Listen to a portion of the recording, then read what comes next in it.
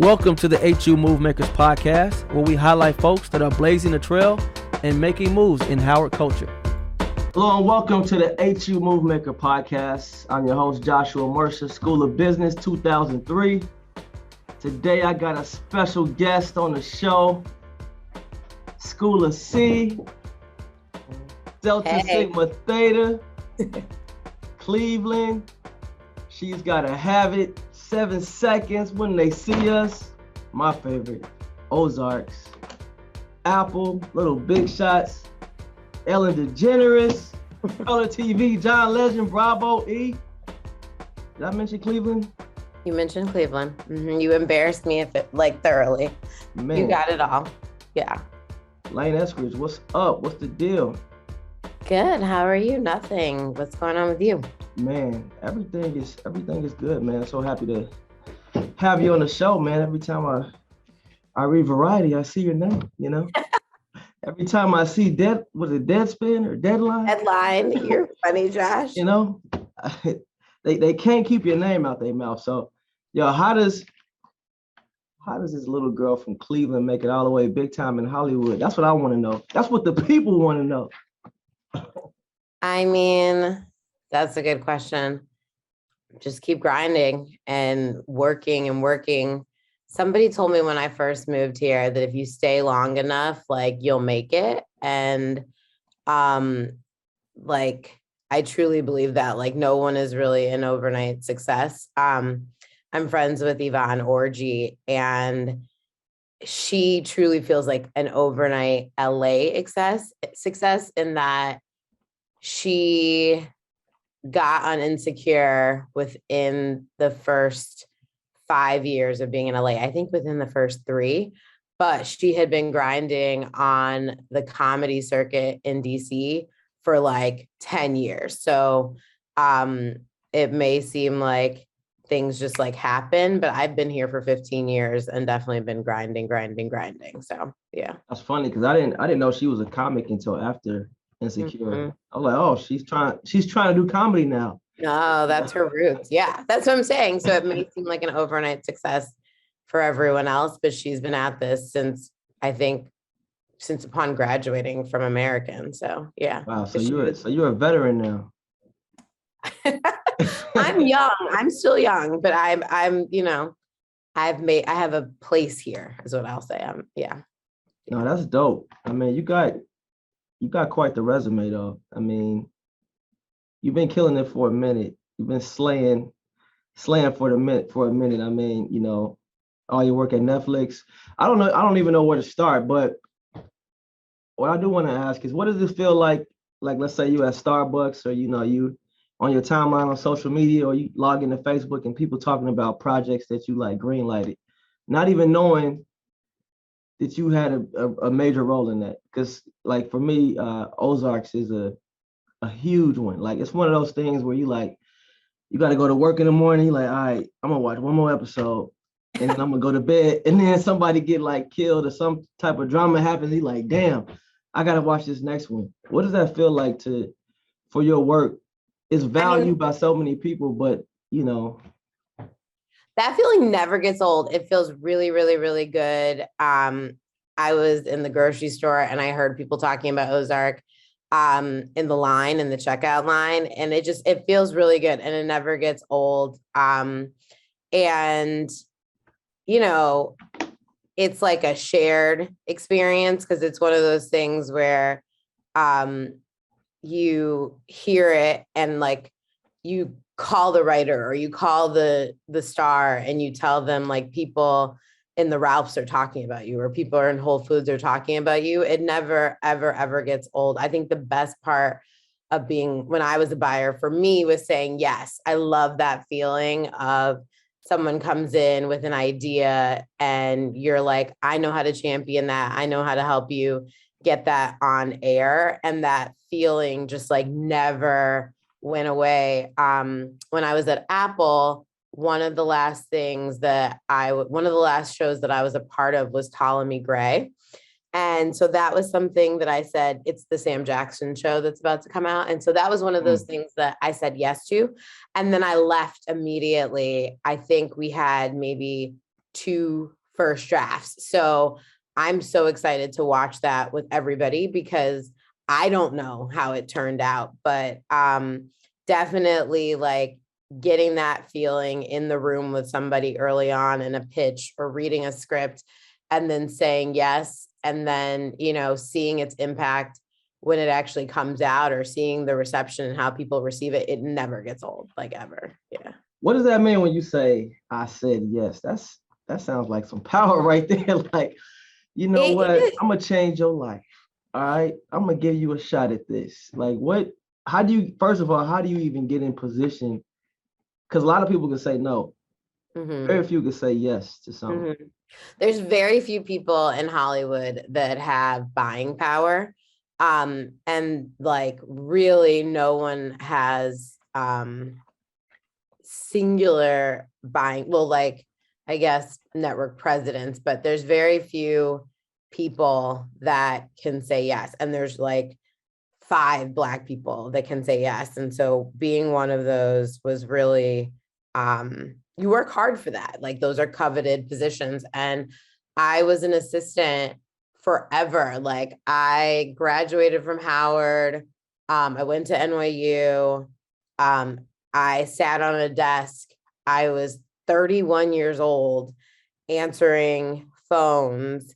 And it was humbling because I had the most education in the office, and you know they were allowing me to participate in the creative process. And I actually identified a project that Bravo ended up doing and made this deal with John Legend like as an assistant. So it was incredibly humbling because I had friends who were lawyers or on Wall Street who like seemed to be further along. And I had friends in Hollywood who were further along, but it was really important for me when I say learn on someone else's dime.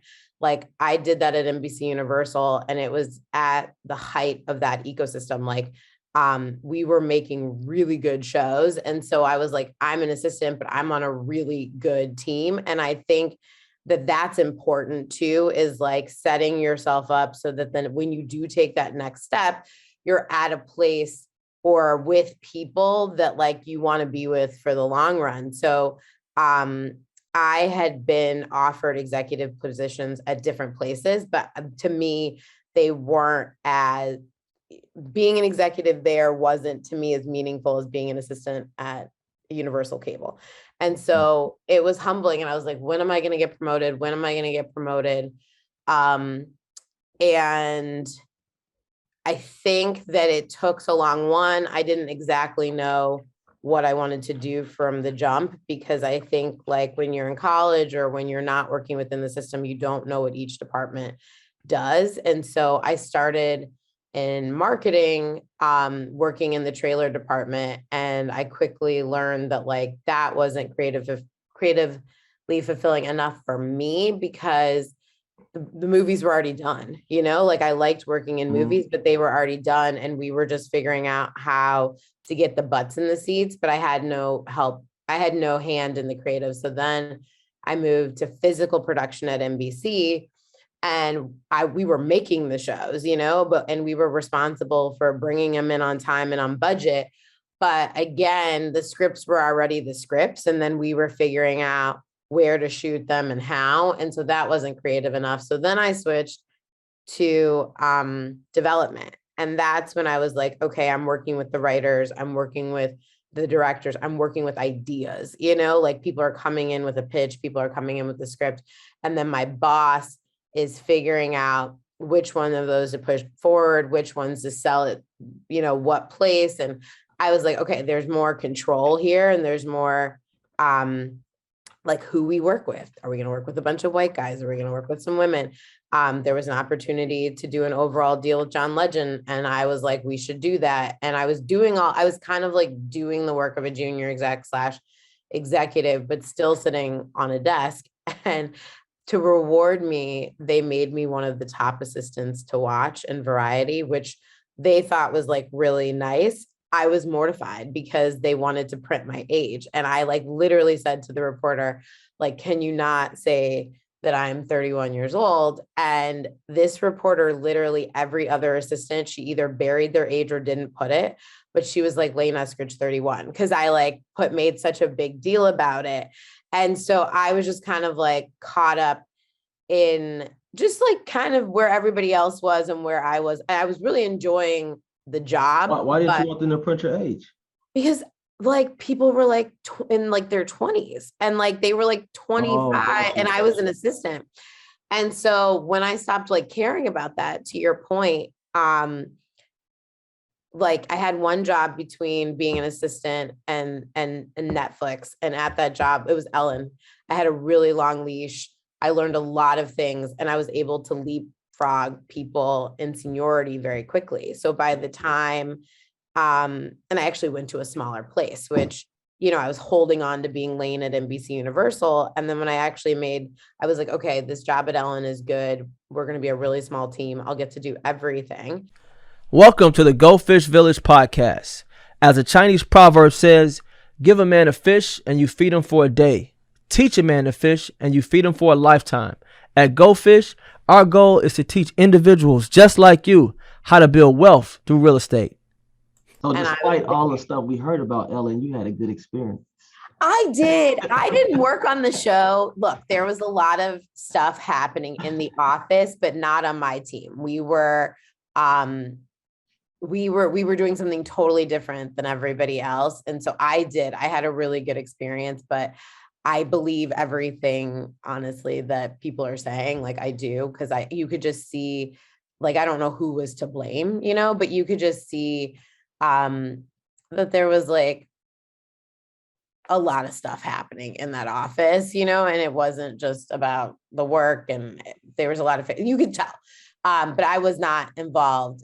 And so being at Ellen, though, I really, really, really, that was my jump. And then by the time I got to Netflix, I was able to leapfrog a lot of people. So friends who got promoted before me, or friends. Yeah, I was like, now I'm doing something and I'm in this buying position, and it just all happened very quickly. So like my lesson was like, learn on someone else's dime, not worry about what your peers are doing, set your own clock because there's no, on your own track, because there's no path to this.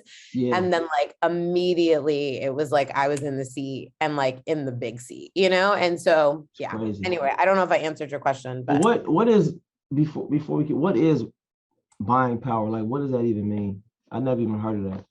So the networks are buyers. In TV, on the TV side, networks are buyers, studios and producers are sellers. And we sell alongside the filmmaker, the creator, the writer, the showrunner. Those are all kind of like people that sell shows. And it just means that you're going to take a script or an idea and you're going to develop it, or you're going to put it to pilot, or you're hopefully going to make it and give it a series. And now as a seller, I have to say this, like the first thing I took out was the plot, which is this project based on a New York Times selling book called by the same title. And we attached Mahershala Ali and Abby Ajayi, who came up in the Shondaland camp. She's a British writer. She actually has a series coming out on Amazon that she created called Riches, which is like this Black family soap, kind of in the vein of Succession, because they're it's about a family who owns a business, but it's sets outside of that. It's going to be really cool. And so me as a producer, Abby as a writer, Mahershala as a producer, and the star of the series, we took a project out to buyers and we pitched 6 places. All made offers, and 2 of the 6 places made straight to series offers, which is like off a pitch that like never happens. And in some ways it was really like gratifying for me because I had been on the buying side. And so in some ways I felt like I had the answers, and like I was like, I know how to hit a home run in this way. And usually you get an offer from, you know, 1 or 2 places that you pitch to develop a script, but we do you leverage those offers against each other? Are you able to be like, hey, NBC saying they're gonna give us this, ABC step up? You definitely leverage. I don't know if you leverage, but you definitely, there is some sales to it, you know what I mean? And you do have to figure out what's right for the project. And we got attractive offers from every single place, like every single place. And the 2 straight to series offers, it was super hard to make the decision. We decided to go to Onyx for Hulu. And my old coworker from Netflix is the president of Onyx.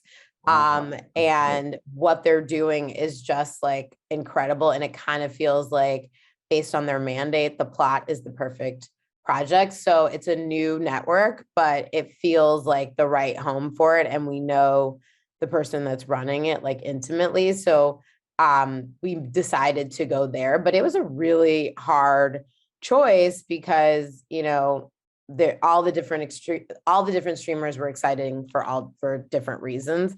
But it was really gratifying because, you know, I usually sit on the other side of the table and my job is to say yes or no. And so now this was the first time I was going as a seller, but just the fact that we got 2 straight to series offers, like people don't get any, and we got 2 and they were competitive. You know, Abby and Mahershala played most of the part in it, but I do feel like as a producer, I helped guide them because I knew the answers that the buyers wanted. And so we're like, and along with my producing partner, Kristen Campo, like we are like the trifecta, I feel like, you know what I mean? In terms of sales, like, and so that felt good. I was like, okay, working within the studio system. So you're on the seller side now, right? I'm a producer. I'm a seller. Yeah.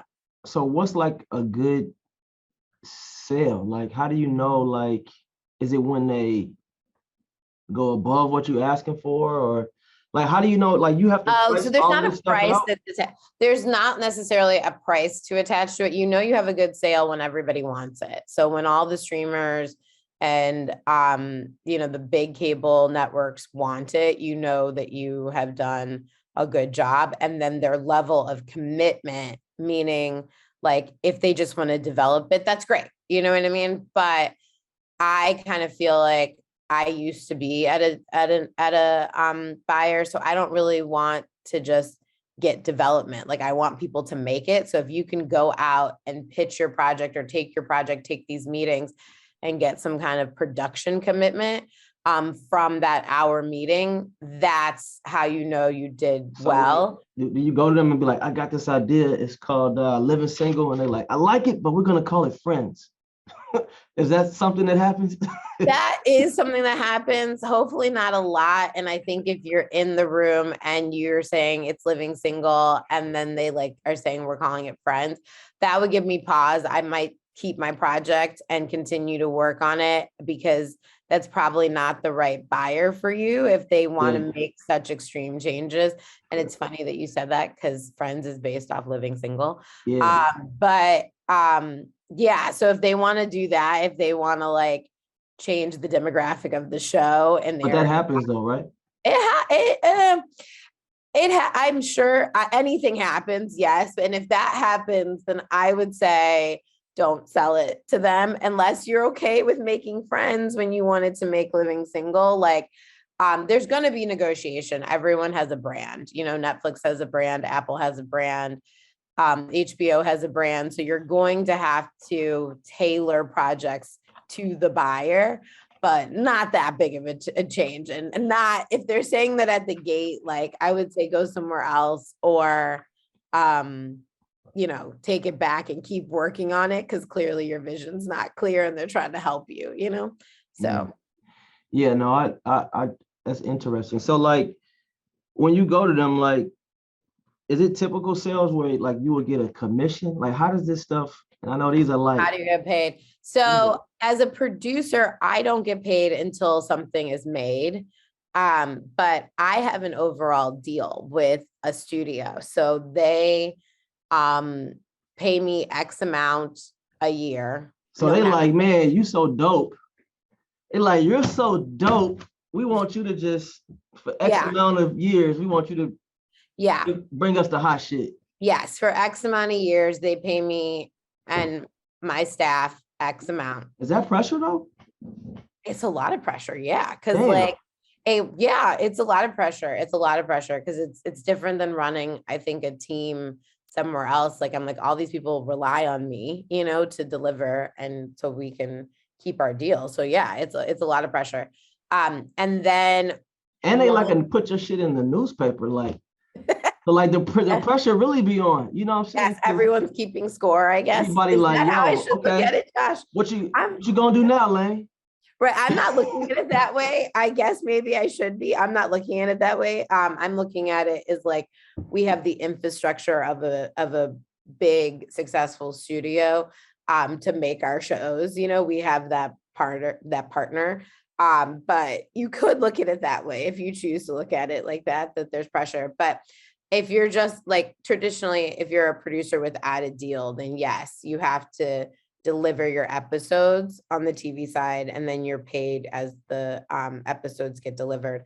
But really at the sale point, that's all been determined. Like, that's tight, yeah, you know how much you're making episodically. The writer knows how much they're making. If there's a star, that person knows how much they're making because they've made that deal with the studio.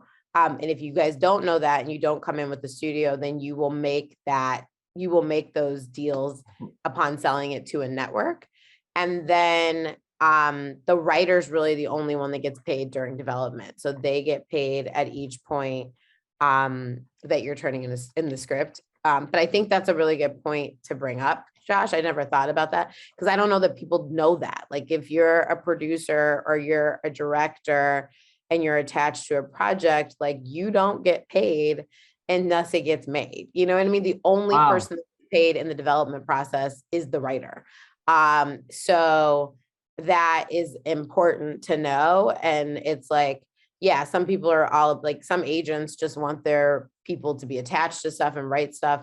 But it's like, no, you want to get things made because you could work for a year and then it doesn't get picked up and it doesn't, you know, you don't get paid at all, you know? So yeah, everyone needs to be working for the same goal, which is to get it made so that you can get paid. Yeah. You ever told somebody you'll never work in this town again?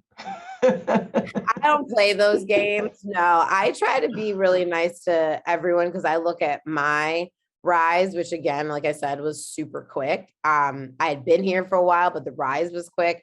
And so you never know who is going to be in the buying chair. I also never thought I always allowed myself to dream about being a producer, but I always thought I was going to be on the buying side. And at least at this point, I thought I was going to be on the buying side. And, you know, you just have to protect those relationships. So I never say, there are people that I did not enjoy working with that I don't know that I will collaborate with again, but I hope they don't know. You know what I mean? Like, I hope they don't know because this town is it's truly about relationships. Every job I've ever gotten has been from a friend, you know, including my overall deal. My now agent, who's been one of my best friends, she's the one that spoke my name in a room and was like, we need to give her an overall deal. Wow, and, that's dope. Yeah. And Aisha Summers, just class of 2003 from Howard, she got me my job at Ellen. You know what I mean? So like friends have always looked out for me. It's never been like somebody that I had a general with or like somebody who was 3 levels above me. It's always been my peers, always for me. Even my job at Netflix, this guy, Chris Henningman, who I worked, he was at a production company when I was at Universal that my team oversaw his deal. He was at Netflix and he was the one that was like, you should work here. You know what I mean? So it's always been friends who have looked out for me. So I don't, you know what I mean? Like, I'm like, yeah, I try to keep my relationships. We can overcome almost anything, I feel like, you know what I mean? Like, it's just, this industry relies on you getting along with people. That's key. So, yeah. Do you feel like we talked about pressure. Do you feel like you can mess up? Like even though you've been able to hit home runs and pick winners, do you feel like you can mess up? And have you ever messed up in terms of like you thought a project was gonna be dope and it just was like it wasn't well received? Yeah, that's a good question. So I feel like I really suffered from imposter syndrome for a long time. And I think that's why um, I was an assistant for so long. And it was something that I had to shake eventually. Like when I was at Netflix, um, I used to have panic attacks and I wouldn't tell anybody because Mm. um, I just was like, are they sure they should have given me this job? Like I oversee a really big slate and I have buying power and like, are they sure? So there would be times where I would like end a meeting early, literally get in my car, drive a couple blocks and then call an ambulance. So yes, like Wow. So you pressure, would get but in your car and an ambulance would come pick you up? I would drive away from the building. I did this twice. Um, and that's when I realized I had anxiety, and that I had to like figure it out. But I ended a meeting early. I got my car. I drove like 10 minutes away from the building and then I would call the ambulance and like figure it out. And like, luckily when they arrived both times, they were like, you're having a panic attack. And so I then eventually spoke to my primary care physician and learned that I had anxiety and figured out how to manage that.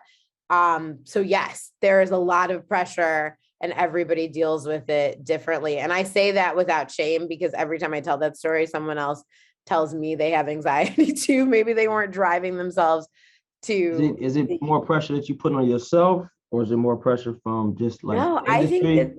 I think these environments, I think that the pressure is real. It's an artistic environment, so I think everyone thinks it's like all hunky dory, but like there's a lot on the line. So I think it's both self-inflicted, and I think there is also a amount like there's a huge amount of pressure to perform. I do. And you have to take things seriously. Like it's entertainment, but like, yeah, like there's a lot that goes into making it, and there's a lot of long hours, and there's a lot of managing of relationships. And um, I think I have figured out how to say almost anything to anyone. It's a skill and a skill that a producer has to possess. Because when you're giving someone notes about something or you have to hold a line budgetarily, like no artist wants to hear that. But I think I approach everybody like a human being and I try to develop relationships with people before I have to give those notes, before I have to hold that line so that we all understand that we're coming from like the best place. But yeah, pressure is real. And have I ever messed up? Oh my God. Yes. I sent Jason Bateman an email that he was not supposed to get. I thought that I had taken She was him. like, yo, this ain't nothing but Breaking Bad 2. No, I was talking about diversity actually, because that show. Oh So yeah, I I'm noticed from, that. yeah, I'm from the Midwest. And one of the things that drew me to Ozark and why I really wanted to work on it was that I knew the Bird family. I felt like Charlotte was like, I thought she went to my high school and I thought that I probably would have slept at their house. And it just tickled me that like, you never know what's really going on, inside someone's house, and that like her dad was doing all these crazy things and her mom knew, and like their family had to go on the run. I loved that concept. Mm. And they just reminded me of a white family that I would have known growing up.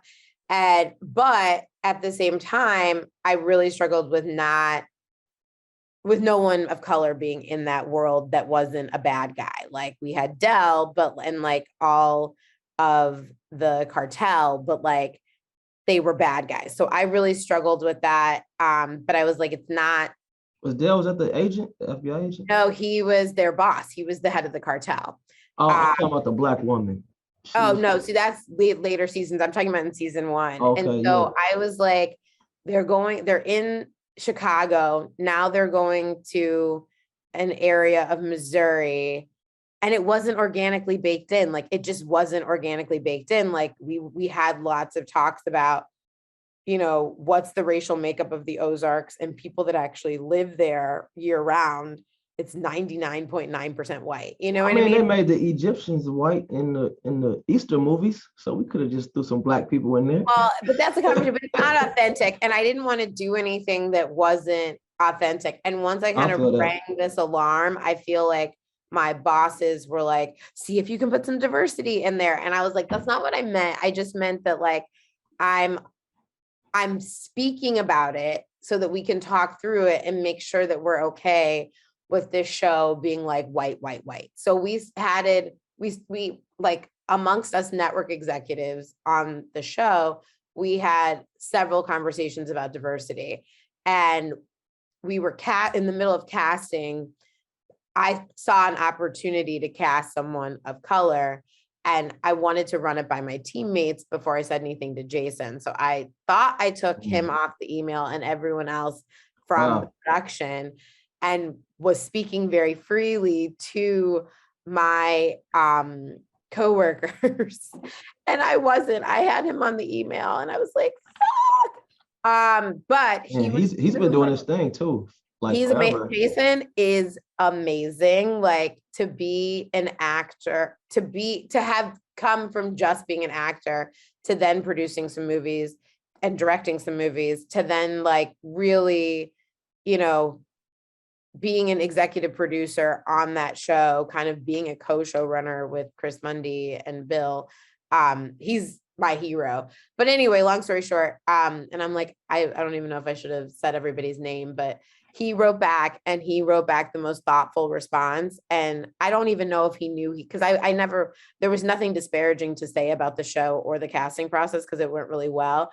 But he was like really thoughtful in his response. And I was really relieved because it was something that had been on his mind too. And we figured out how to organically put diversity, not only in that first season, but in the entire show in a way that like really worked, and nobody felt like we were window dressing or whatever. And so, yes, I have, and that's probably one of the smaller cases, because like, I love Jason. He was one of the first people I told when I was leaving Netflix, and we cried and whatever.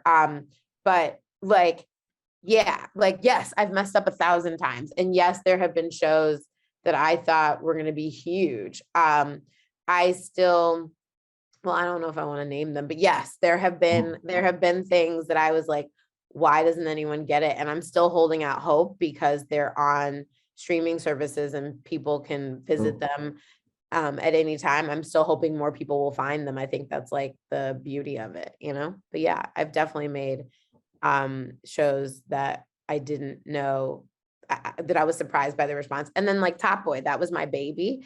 Oh, for real? That was made for like, you got a bunch of babies and they all doing well.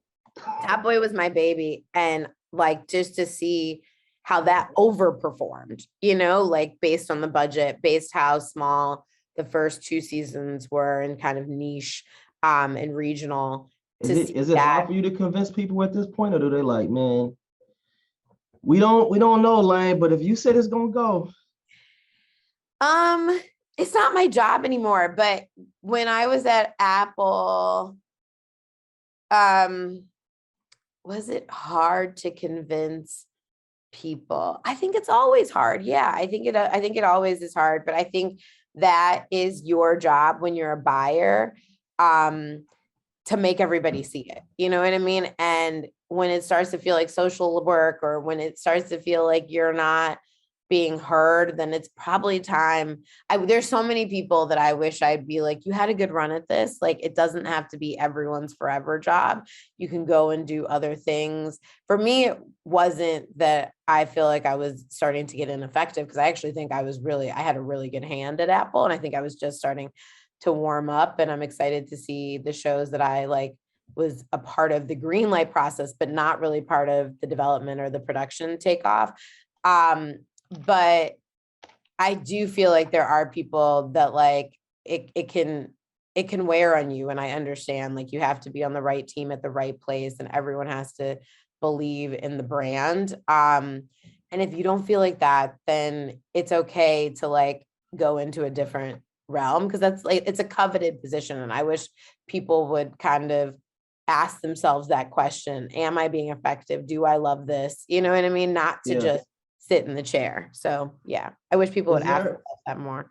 A lot of times, you look on social media and you might see images like right now, like you just talked about diversity.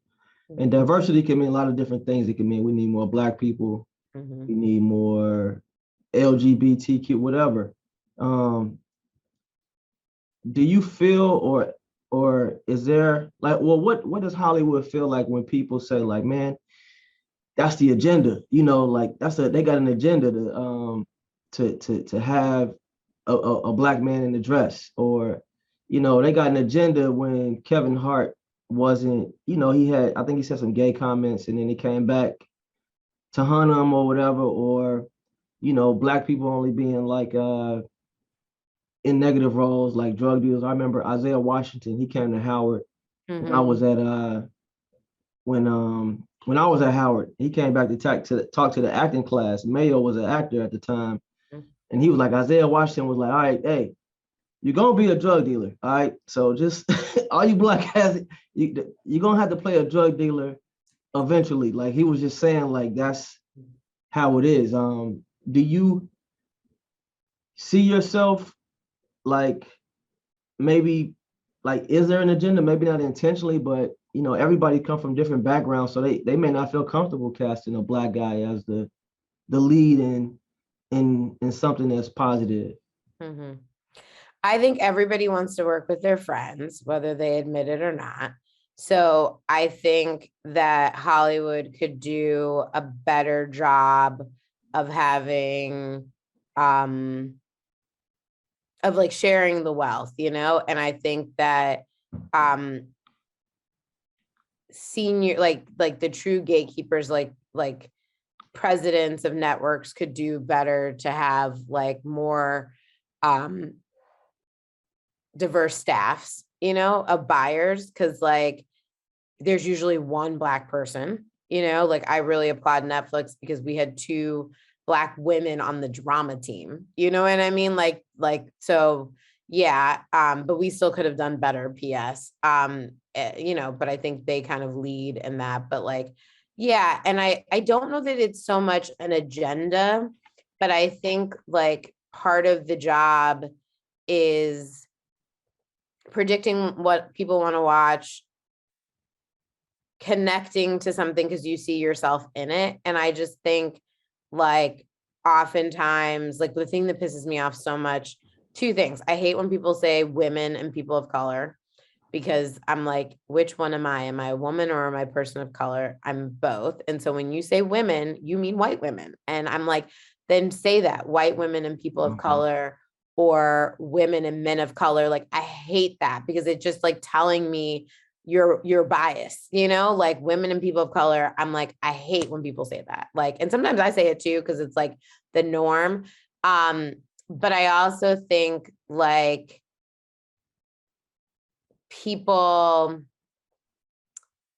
I think gatekeepers, part of the job is predicting whether people are going to watch. And if you see something and you like something, they just automatically assume that character is whatever they are, and I think people need to do further to like change the POV. Like that's what we do at POV. It's classic stories, it's action thriller, it's adventure, it's crime, but it's from the perspective of people that don't usually get to be the center of the story. And I think that that's because I'm a Black woman and I don't usually get to be the center of the story. But I do see a lot of like scripts that come in, they aren't any, they're not, there's no race specified, and we all automatically assume that person is white. But then I'm also like, it's a white writer, and can that person authentically write a Black character? So if that's a good question, man. You know what I mean? Like if I put Isaiah Washington in a show that a white man from, wherever wrote, who didn't grow up with Black people, who's not friends with Black people. Do I really want Isaiah? Do I want to put Isaiah in that position? That feels like window dressing to me. So I think like we need to, when you're a buyer, you have to support voices and visions that aren't your own. And I think that's the mistake people make day in and day out. And I think it's hard because they don't trust their own instincts about stuff. Like I would have coworkers who like wanted something Black on their slate. And I'm like, do you like this though? Like, do you read this and did you like it? And they're like, no, but it's not for me. And I'm like, then if it's not for you, trust it is probably not for me either. And like, let's not make it. Like, I think white buyers do that all the time, that they're like, oh, people of color will like, just because I didn't like this, they may like it. And that's how you end up with these shows that don't work, that are other things besides drugs and gangs. I think you would be surprised how well crime, maybe not, maybe you wouldn't be surprised. Crime sells everywhere. It's kind of like a unifier. And so I think sometimes just lazily people make that the shows about experiences that aren't their own because they know it will work and they actually resonate with the story. But I think white people need to do more to find character-driven stuff, to find action, to find adventure, to find different genres that they also relate to, where people of color have created them and created people of color like fit organically in them. I hate just casting a Black person in a show that a white person wrote that was meant to be done with a white person. You know what I mean? So I think that's it. To me, what I see, like, if I'm just being honest, I think that's what's happening. I don't think every Black person has to play a drug dealer. I hate that he kind of said that. And I'm actually like, when did he play a drug dealer that we would believe? I don't know that I would believe him as a drug dealer. I've definitely done shows about drug dealers. And it's not my own experience, Top Boy, but it resonated with me. Like, that was a crime show and a drugs and gang show that resonated with me. I saw it. So you read these scripts from front to back, or you just like, you kind of know after you got to like a certain page in the script, like, this is good or this is bad, like, because that seems like a lot of reading. I know. I don't read everything front to back. So how do you know if you got something without really reading it? But time is you don't have time to read them all either. I won't buy anything that I haven't read entirely. I won't say yes to anything that I haven't read entirely, but there are definitely. How do you filter then? If you didn't reach me in the first 10 pages, the first 20 pages, like when I was a buyer, I would get so much, like you could have 30 things on your weekend read, and weekend read is stuff you're supposed to read between Friday and Monday. And no one can read 30 scripts front to back in a weekend. So you see, do they grab you in the first 10, 15 minutes? Like whatever. And if they don't, you have to move on. You know what I mean? You have to move on, because an audience member is going to do the same. They're going to get up, they're going to go get a snack, they're going to go put laundry in, they're going to go, they're going to grab their laptop and watch while you're, you know what I mean? Like, so it's like, we're just all wasting our time. That's a good point. Is there ever like pressure to, because, we went to Howard, so we got a long history of actors and entertainers and all of that. Is there ever pressure now to cast the homies, like people that got your phone number, now you getting text like, hey, how you doing, Layne?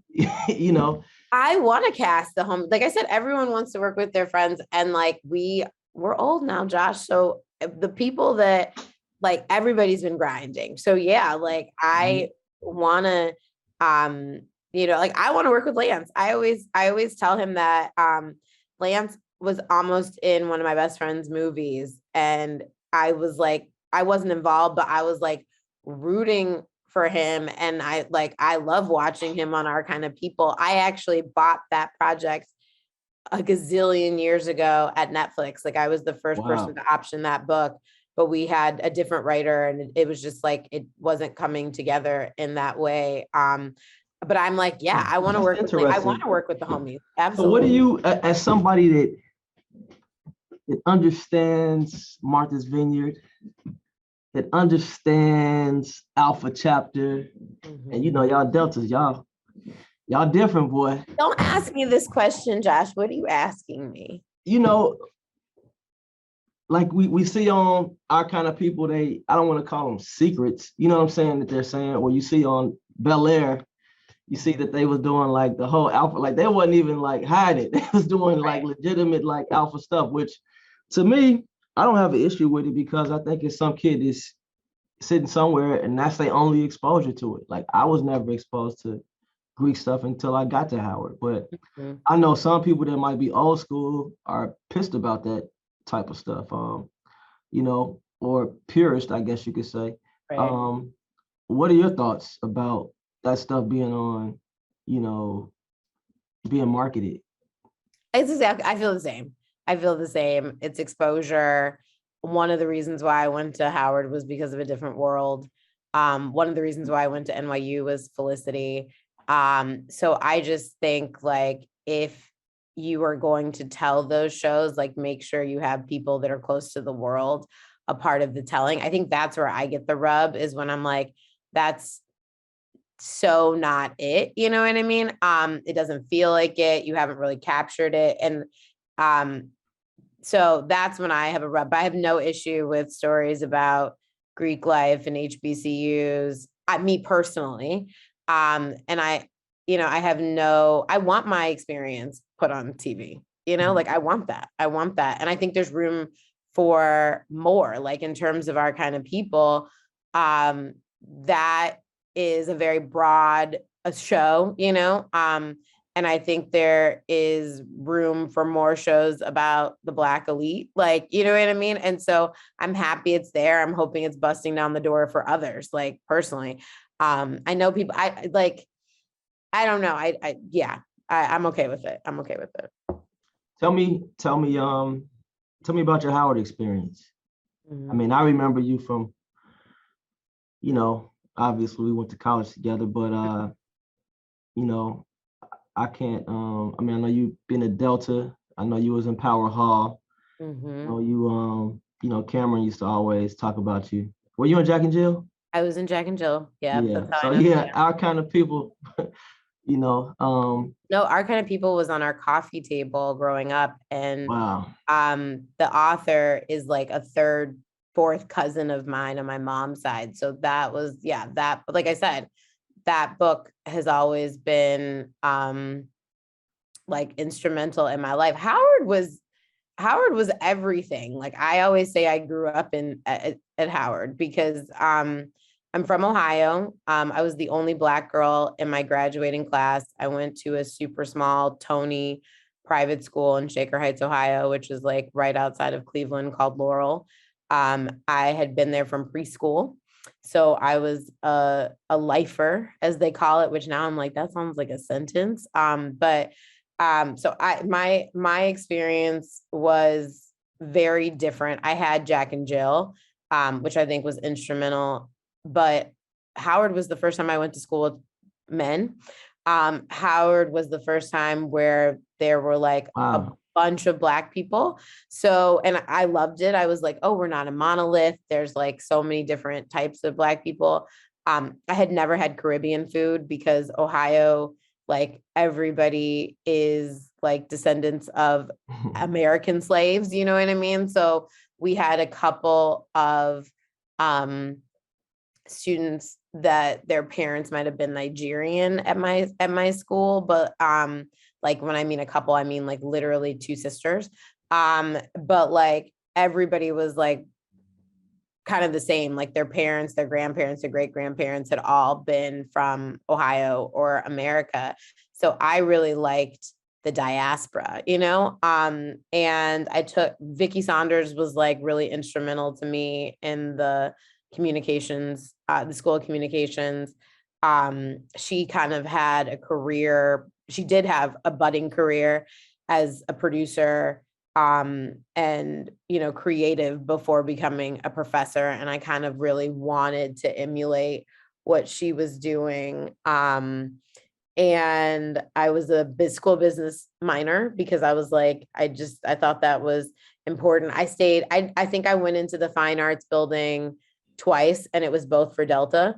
And so I think that was interesting. And I wish maybe I had done more to like work on, to work in theater or, get to know some of the actors that were majoring in, acting and more the fine arts department, but I was super involved in Power Hall. I was UGSA coordinator. Boss. Boss, you've been a boss. Been a boss. I was a dean of pledges at in Delta. Well, you was a mean one too. I was not, you know what? They didn't let me. Everyone thought I was mean. I had like a scowl, I guess, because I was like always thinking. So my line sisters were like, don't talk to anybody. What do they do to the Deltas to make y'all like when y'all come out, y'all be just so different, man? We're serious. It's a very serious. You know what?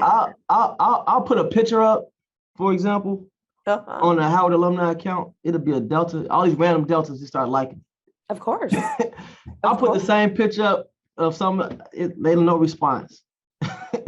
I'm glad you like that. What do they do to y'all? But we're above the rest. You come from a history of Deltas in your family?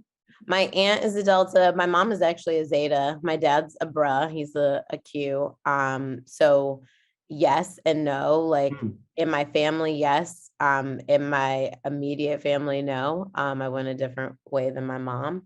But Delta was instrumental to me. I was on a floor with a bunch of girls from the East Coast freshman year, and we didn't gel in the way that I would have liked. Oh, but also Kalana, my line sister, was on my floor, but she was down the hall. And I think like, it was definitely regional. It was like West Coast girls and East Coast girls, and then me from the Midwest. And I was like, I had better guy friends freshman year. And so Delta was everything for me.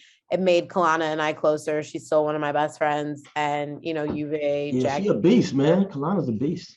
Yo, and you have no idea what she is even like. If you think she's a beast now, like 2022 is about to be amazing for her. I know. I'm trying to get on the show, so text her, man. I'll text her. And we were out last week, and we were sitting outside at a restaurant, and this girl was on a date, and she literally stopped dead in her tracks when she saw Kalana, started crying. I have it on tape. I'm actually gonna post it as like a flashback Friday. I've I taught. Sometimes I go speak to like schools, like, and girls will be like, "Do you know Kalana?" Garfield Brown. Mm-hmm. I was like, I went to college with her, but why you asking me? Like I didn't know that. Because she's an inspiration. She's like a brown girl. It's like high school kids asking me this.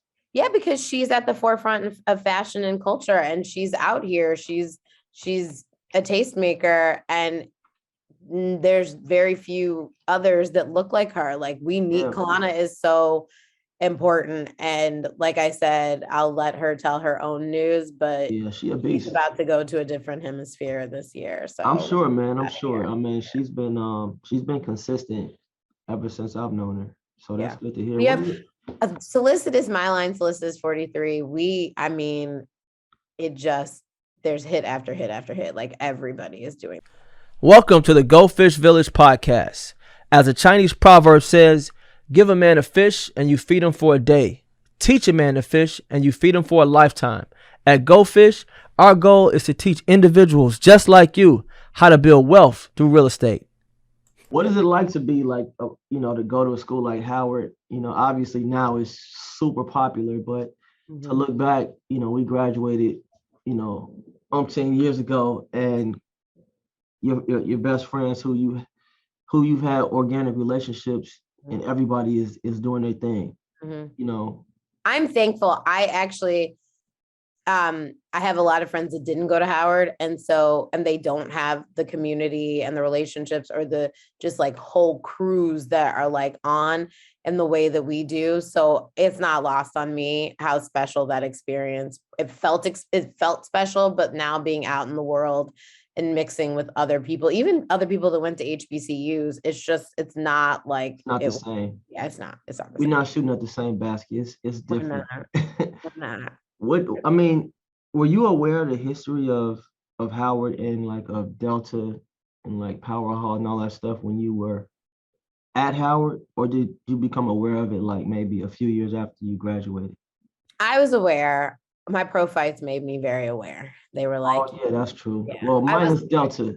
Well, yeah. I would say before becoming a Delta, not because when I was at Howard, I didn't really understand what an alpha like that meant, like the first and like I didn't understand that, and I didn't like I knew it was at an HBCU, but I didn't really understand because we had to learn stuff about the campus, even being a campus pal, we had to learn about Thurgood Marshall, but I didn't really. I thought every school would have had like a rich history of Black people, and I'm sure they do, Mhm. but I just didn't understand the gap, you know. I knew because I need like examples, so like Felicia Rashad was a big um role model for me. Diddy, I was like, I'm trying to be Diddy. Like I came to campus like I'm Diddy. So I knew. I think School of C, there's more like your path was different. There were like famous people who had gone to Howard that I was like, okay, Yeah, I can emulate that. So yeah, I knew. And that's why I picked it over like, I wasn't going to Spelman because I wasn't doing all girls again, but yeah. I went to all boys. That wasn't happening. right, I was like, I wasn't doing that. But like looking at some of the other schools, Howard definitely, some of the other HBCUs, Howard definitely stood out. Was mom's okay with you being a Delta? Yes, mom was okay. She tried really hard. She introduced me to some of the Zetas. And Nora to this day, like, will DM me, like, how's your mom doing? Like she tried but she knew it wasn't going to go down Was like it like something that you saw when you got on campus, or was it always you're trying to? no, the women that ran Jack and Jill, the women that ran the Lynx, most of my parents' friends that were Greek are Deltas. Oh, okay. And so I was like, it's happening. And my aunt is my mom's best friend, and her kids are like my sisters. And so she was like a second mom to me, and she's a Delta. So that was like we all kind of were like, mom's a Zeta, that's fine, but I'm gonna be a Delta. Yeah, because the Deltas really kind of run Cleveland. My friends from high school, they all went to predominantly white schools. And so they pledged freshman year, but they all pledged AKA randomly. And so I think for a second, people thought that I was going to do that. But and I love seeing Asha May Cross and some of the other like very influential AKAs on campus. Um, and I loved their coming out. I loved their coming out, but it was in a way like I really like this, but I want like this for Delta. It was always Delta for me. So yeah. Question. When I look at your career, a lot of success. But it seems like you've been a part of like a bunch of winning teams, but you still pivoted to like other things. Like maybe somebody in college might be like, man, if I just get a job at Apple, like that's it. If I just get a job at Netflix, like that's all I want to do. It seems like you've been able to pivot successfully. How do you know when to pivot? I mean, we know when it's a sinking ship, that's one thing. But I mean, you've had Timing is success in all these everything. areas, and then to leave like that, that's scary to me.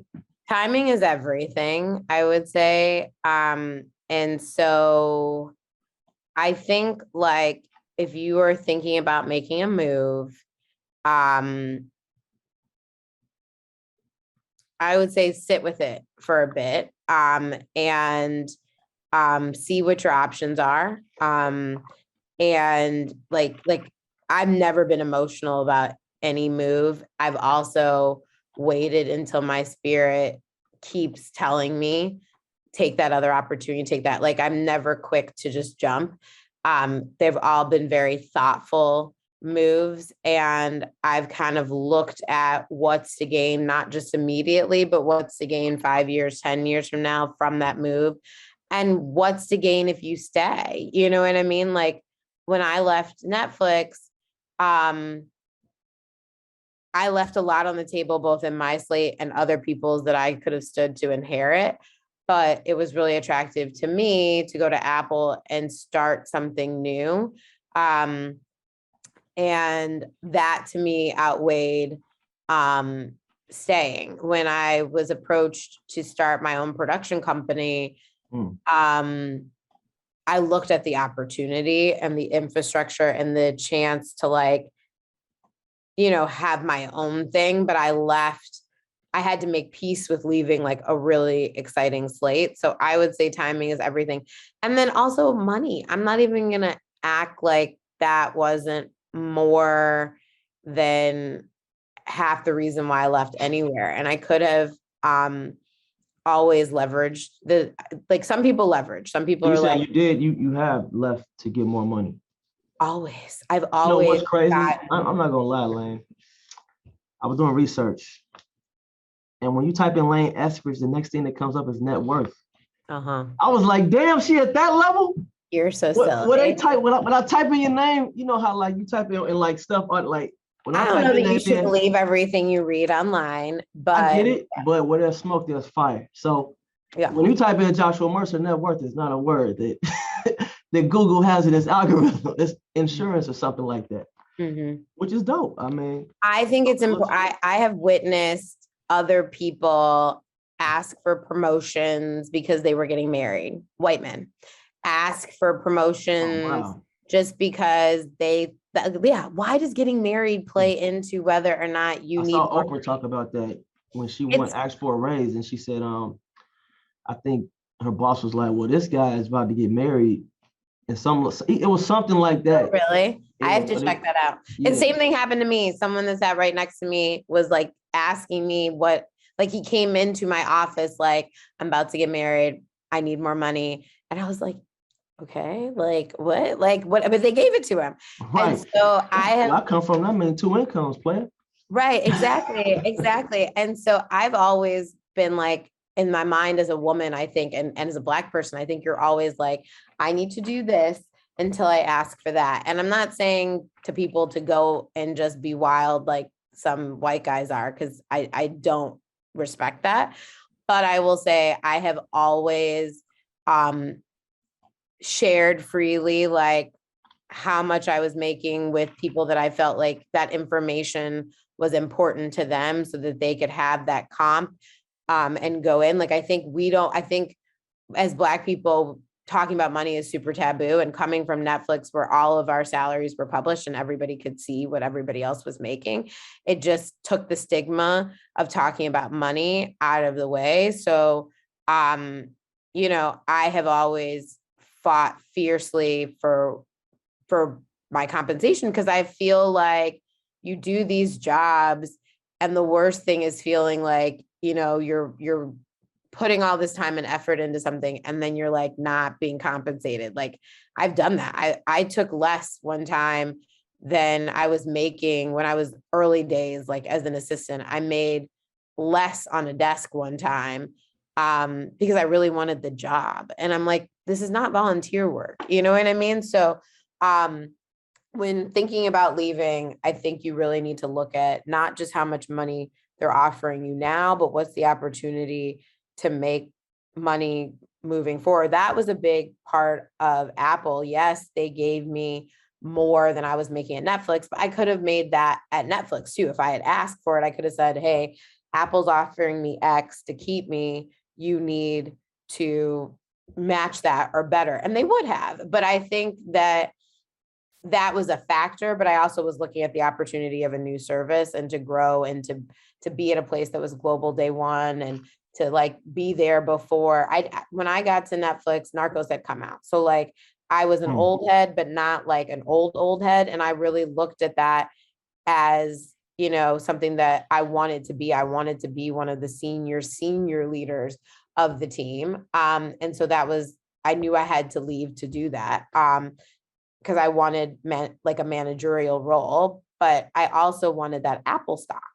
And like that I knew would, pay off long-term. And same with going to Endeavor. Like I've always made, that financial leap, and it's important. And like, as people of color, and especially as women, we have to take that into consideration. We always make less than our male white counterparts do. And like, that is not my story. You know what I mean? Like I refuse to be, that is not. So where do you get this? I mean, because I feel like being Black in white spaces, you naturally have imposter syndrome. Mhm. And when you're successful at a younger age, I mean, you naturally have it, but at the same time, there's a part of you that says, I deserve more. I mean, how do you balance that?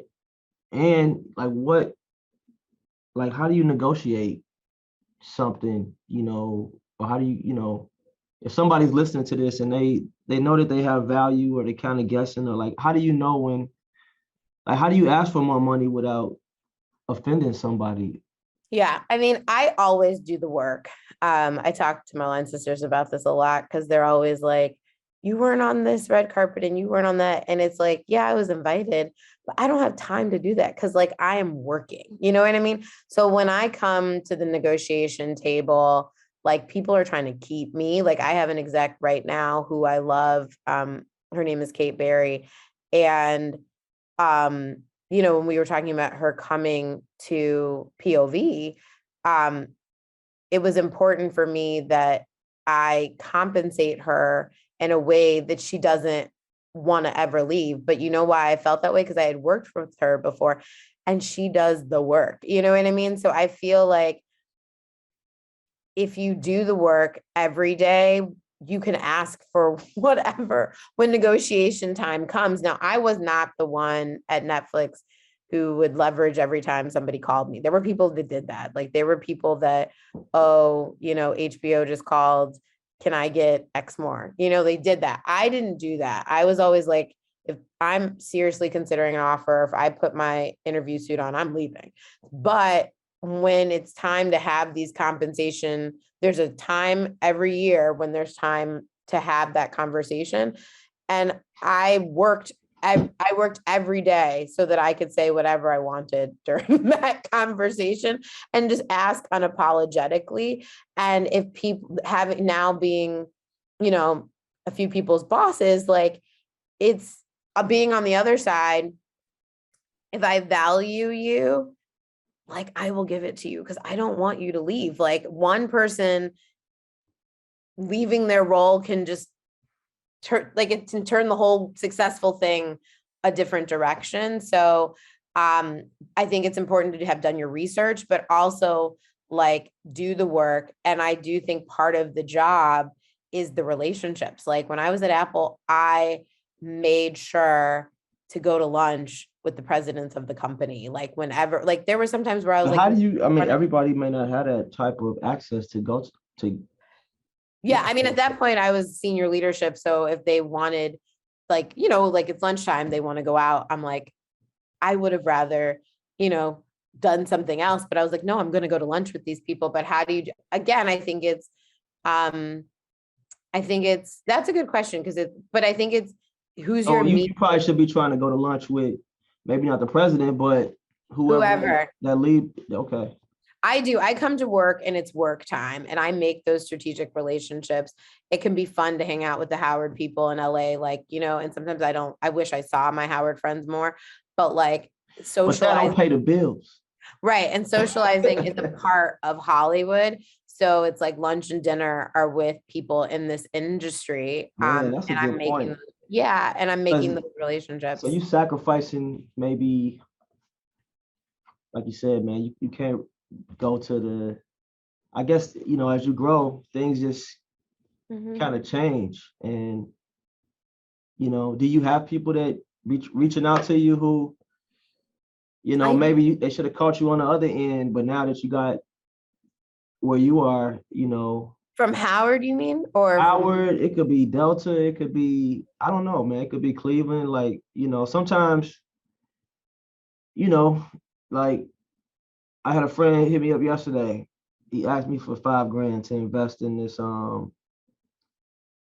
this thing that he got, Are you gonna do it? No, I'm not gonna do it. I mean, but it's now, to me, I base things off of like people's track record, not just with me, but he's a person that always has like these ideas, and of course you want to help everybody, but it's not like I just got $5,000. I'm like, hey, call Layne, you want, Have him you call want me. $5,000. Yeah. But I mean, I would imagine in your role, because you went to Howard, so it's an expectation that you're woke and you're gonna put people on and put people in position. You a Delta too, so you got sorors coming out the woodwork, or Greeks, period. You know what I'm saying? Like, how do you? But at the same time, you got to do stuff that sells. Yeah, I You know have what a I'm saying? soft spot for people that we have a shared experience. So Clevelanders, Howardites, Greek people. I do. I have a How soft do you spot. balance that? It's hard. I actually told my assistant that I have to stop taking generals and I can't do that anymore because I just don't have time. And I agree with you, like track record, like it's hard for me to work with somebody who doesn't have an agent. Like there's really no, as much as I love it, there's really no path, that a direct path for us to work together because Damn. Ooh. there's Bad drop. Man, unpackage that for me, man. That was deep. Well, you have to have representation for me to actually evaluate your script like in a serious way, because that's just the way things are set up with the guilds and like I don't take unsolicited material. So fam, you're not even SAG, fam. How you get my number? it's not that, but I will mentor someone or give advice unofficially as someone we knew from college or whatever, but it's hard to balance, and you don't want to seem, so I would say, like, if you don't have your stuff together in that way, like make it your goal to have an agent, not just a lawyer. Like people are always like, oh, my lawyer. And it's like, no, you need an agent, and you need that, like, that should be something that you're doing for yourself. I'm happy to read your material and maybe introduce you to an agent, but think about how many people are asking me that. You know what I mean? So it's hard, Josh. You're absolutely right. It's hard. I don't know if I've mastered it. I don't know if I'm perfect at it. But I will say, like, I will have that discussion. I will have that rapport with people. Like I will, acknowledge that I see they're texting me or DMing me, whether I can read it or not. My intent is to try, but it is not, I'm not reading it like, is this a project for POV? I'm reading this for the homie. You know what I mean? Like as the homie. But it's hard, and it's a lot of extra time. And it's hard. But I would say, like, the circle that's on, I'm happy to work with them, but because they did the work, you know what I mean? They grind, but it is hard when you get that random remember me. It's hard, but yeah. Well, I appreciate you taking time to come on the podcast. Thank you for having me. I love this podcast. I tune in. I'm like Move Makers. You guys were Josh, I have to say shout out to you because you supplied us with the activities from college on, and this podcast and everything you're doing with the Move Makers brand is just, it's amazing. And the fact that you're doing it from Chicago, and you have the following that you have, and you have the career that you have outside of that. So I was like, yes, I want to do this.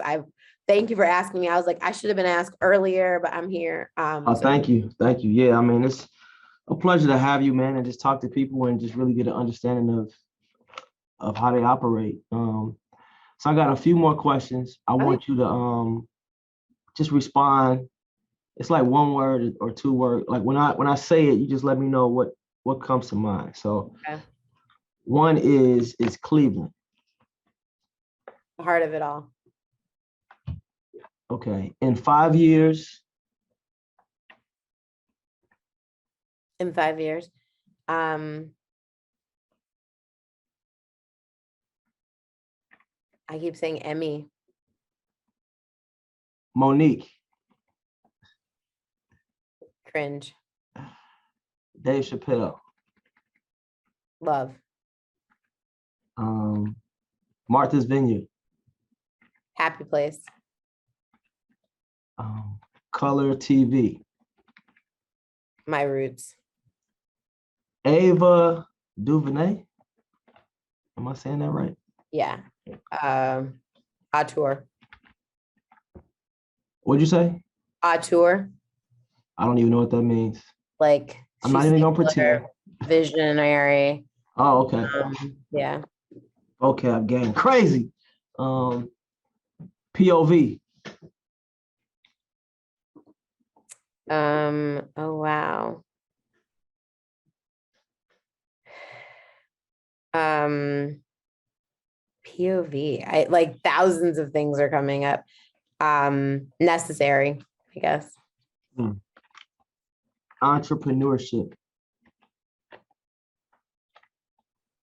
My lane. Like, I like it. I like it. Balance. Question mark. Like, I don't know. I just got broken up with because I don't have balance. So we'll see. I'm like, question mark. Yeah, it's fine. Everything happens for a reason.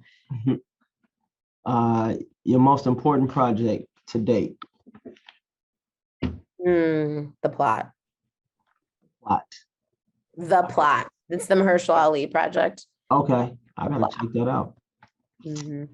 Well, Layne, you've been a wonderful guest today.